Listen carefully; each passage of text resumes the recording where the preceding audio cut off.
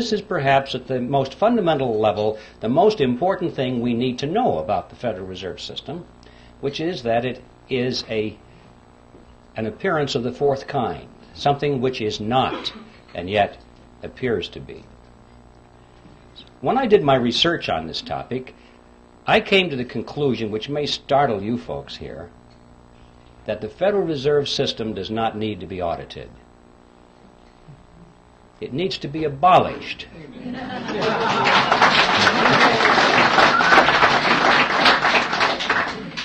And the reason I say that is because I'm sure that if they audited the Federal Reserve System, they would find out that it's doing exactly what it's supposed to do.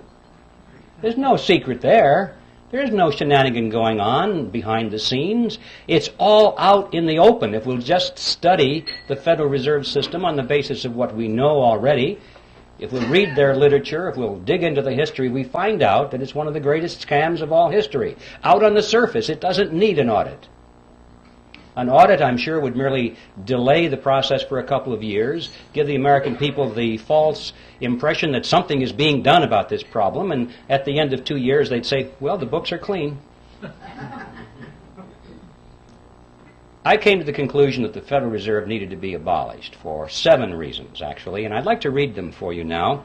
I've stated them in rather concise terms. Hopefully they'll have some shock value so you can remember them. And here they are. First of all, it is incapable of accomplishing its stated objectives. 2, it is a cartel operating against the public interest. 3, it is the supreme instrument of usury. 4, it generates our most unfair tax. 5, it encourages war. 6, it destabilizes the economy. And 7, it is an instrument of totalitarianism.